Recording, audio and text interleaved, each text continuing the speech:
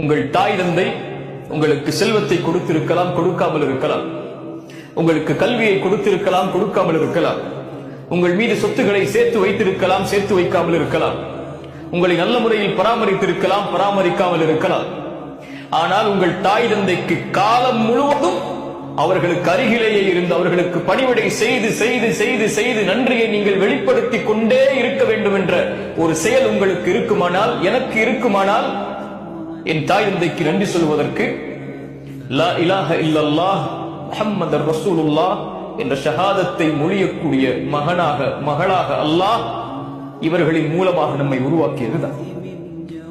சொத்து இல்லாமல் மரணித்தால், கல்வி இல்லாமல் மரணித்தால், உலகமே இல்லாமல் மரணித்தாலும் அது நஷ்டமில்லை.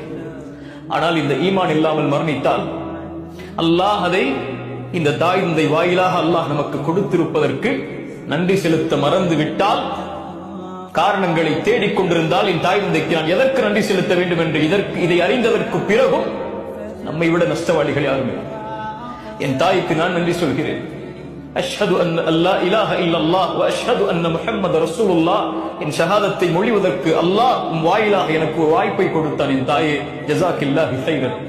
அல்லாஹ் உங்களுக்கு நலவை தரட்டும். உங்களுடைய விஷயத்தில் நான் குறைபட்டிருக்கிறேன். அல்லாஹ்விடத்திலே மன்னிப்பை தேடுகிறேன், உங்களிடத்திலும் மன்னிப்பை தேடுகிறேன். என் தாய்க்கு நன்றி, என் தந்தைக்கு நன்றி.